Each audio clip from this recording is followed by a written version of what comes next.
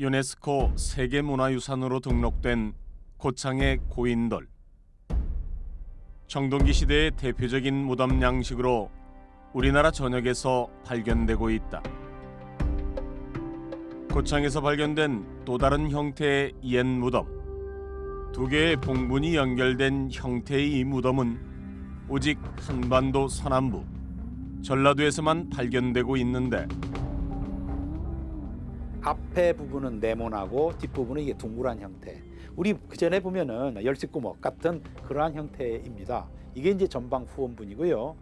그런데 두 개의 봉분이 연결된 전방 후원분이 발견된 곳이 또 있다. 이웃나라 일본이다.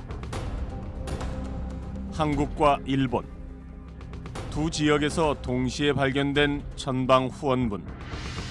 이것은 두 나라의 교류가 고대부터 이어졌다는 증거가 아닐까. 고대사에서 한국과 일본의 문화 교류를 엿볼 수 있는 흔적은 이뿐만이 아닌데 한일 고대 유물에 담긴 한일 문화 교류의 궤적을 쫓아가 본다.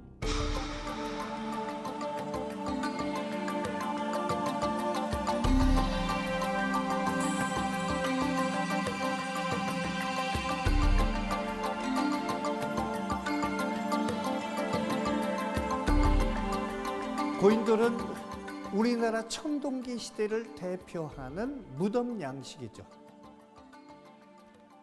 한반도 전역에서 분포하고 있는 고인돌이 일본에서는 한국과 가까운 규슈 지역에서만 발견되고 있는데요.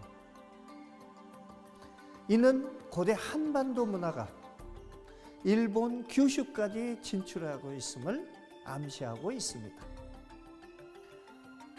실제로 무덤뿐만 아니라 일본 곳곳에서 토기나 주거 양식에 이르기까지 고대 한반도와 비슷한 문화들이 발견되고 있는데요. 과연 고대 일본 열도와 한반도 사이에선 어떤 교류가 있었던 걸까요?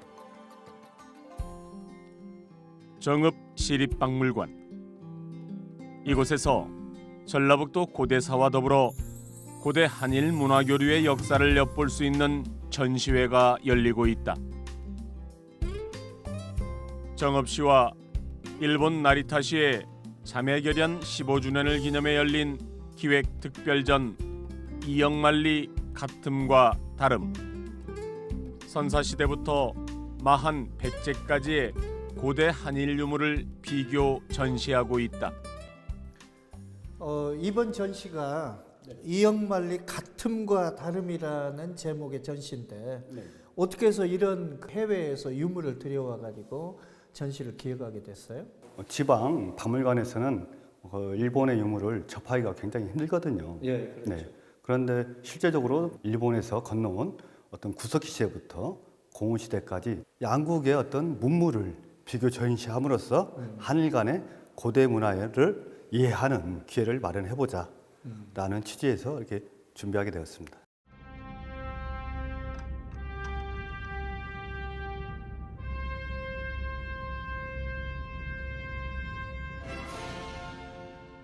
인류 역사가 기록되기 전인 선사시대는 문헌 기록이 없다. 대신 당시의 유물로 시대 상황을 유추하고 있다. 충북 단양에서 발견된 유적. 이곳에서 발굴된 도구들은 70만 년 전에 만들어진 것으로 우리나라에서 발견된 유적 중 가장 오래된 것으로 기록돼 있다. 우리나라에 구석기 시대에 인류가 살고 있었음을 유추해 볼 수 있다.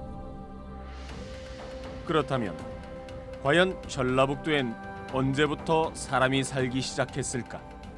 호남 지역은 아직 전기 구석기 유적은 확인된 사례가 없고 대부분이 이제 후기 구석기 유적.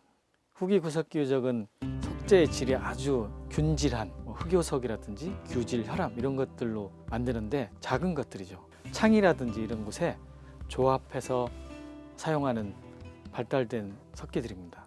창에 끼워서 쓰는 쓴배, 찌르개, 돌날 이런 것들이 발달합니다. 돌을 부딪히고 깨뜨려 도구를 만들던 구석기 시대. 특히 지금으로부터 약 3만 년 전인 후기 구석기 시대의 도구들은 상당히 정교하고 발달된 모습이다. 그 중에서도 유리질의 반투명한 흑요석은 성질이 단단하고 날카로워 후기 구석기 시대 최고의 고급 재료였다. 그런데 흑요석은 화산 활동에 의해서만 만들어진 물질로 한반도에선 백두산 일원에서만 채취된다. 흑요석재 석기는 화산 분출물에서 나온 그러한 암석으로 아주 정교하게 가공할 수 있는 석재입니다.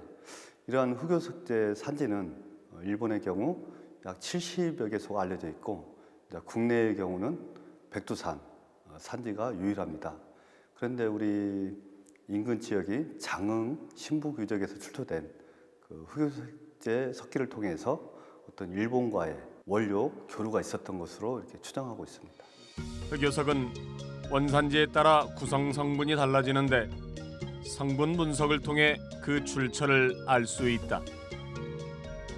전남 장흥 신부규적에서 발견된 흑요석들은 분석 결과 백두산과 일본 규슈 지역의 흑요석으로 밝혀졌는데 흑요석으로 만든 돌날 등이 발달하는데 이런 것들은 한반도에서도 백두산이라든지 아주 제한된 장소에서만 나오고 일본 열도에서 나오고 있어서 그런 석재를 이용하기 위해서는 교류가 있어야 된다는 얘기인데 서남부 지역 우리 한반도 서남부 지역에도 이런 것들이 확인된다는 것은 구석기인들이 서로 오고 갔다는 것을 알 수 있고 그래서 일부 학자들은 그걸 구석기인들의 길 이렇게 표현하기도 합니다. 물론 당시에는 해수면이 크게 하강을 해서 빙하기이기 때문에 일본 열도와도 육로로 연결되어 있는 상태였기 때문에 자유롭게 오고 갈 수 있었습니다.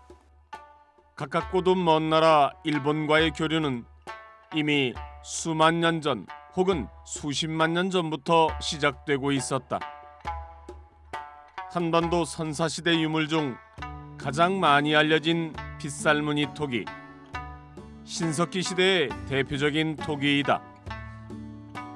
이 시기 일본에서는 새끼줄 문양을 넣은 토기가 만들어지는데 우리나라 신석기 시대와 겹치는 그 시기를 쥐오몬 시대라 부른다. 쥐오몬은 일본어로 줄무늬라는 뜻으로 줄무늬 토기가 많이 출토되면서 쥐오몬이라는 시대 명칭이 붙었다. 조몬 시대가 되면은 토기를 제작하게 되는데 초기에는 한반도의 어떤 빗살무늬 토기 문화 그러한 토기 문화를 수용하면서 자체적으로 그 승문이라고 하는 끝무늬를 그 토기 전체에 시문하는 그러한 문양적 소성이 화려하고요. 그리고 또 조몬 시대에는 소위 불꽃 모양 토기, 화염 모양 토기라고 해서 굉장히 외형적으로도 화려한 그러한 토기 문화가 일본 열도 전체에 걸쳐서 나타나고 있습니다. 선사시대와 고대사 연구에서 각종 토기나 도구만큼 중요한 연구 자료는 바로 무덤이다.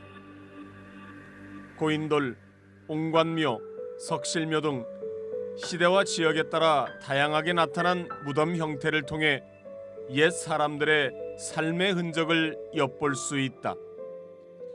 한반도엔 선사시대부터 다양한 형태의 무덤이 존재했는데요. 우리가 알고 있는 무덤의 형태가 구석기 시대에는 존재하지 않았습니다.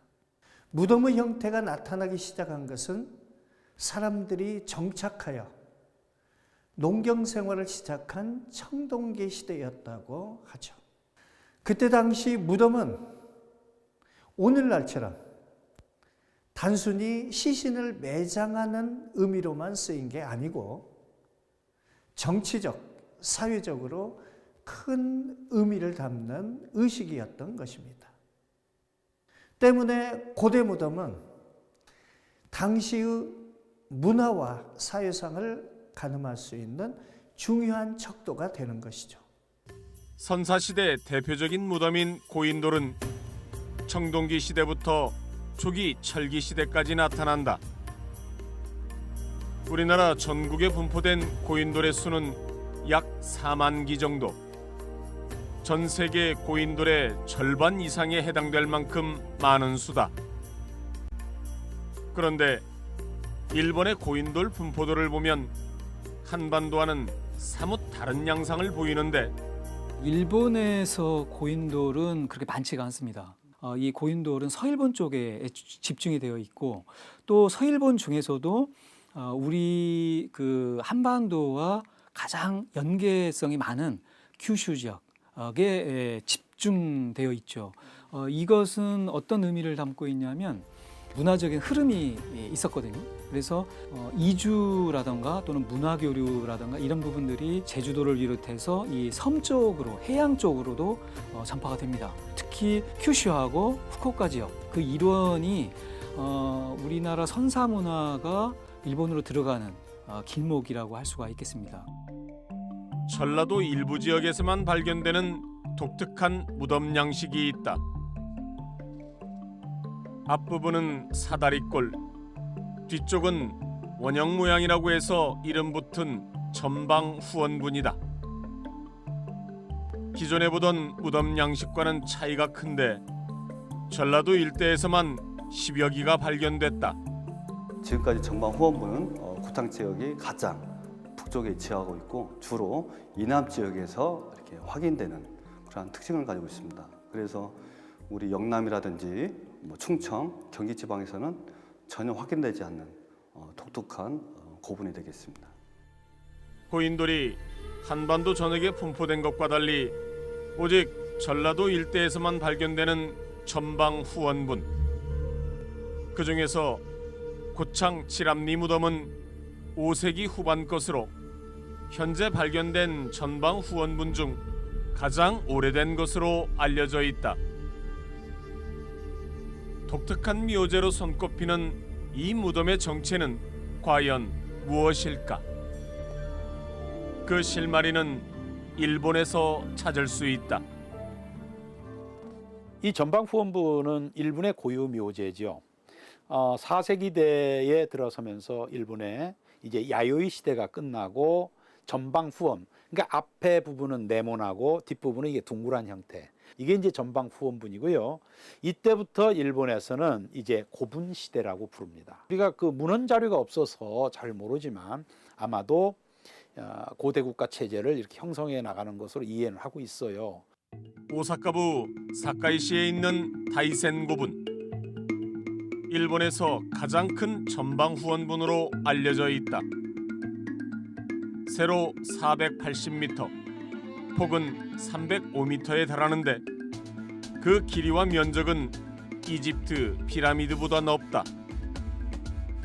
전방 후원부는 일본 전역에서 발견되고 있는데 3세기에서 6세기 사이 이런 고분들이 많이 만들어졌다고 해서 이 시기를 고분 시대 또는 고분의 일본어 발음을 딴 고훈 시대라 부른다.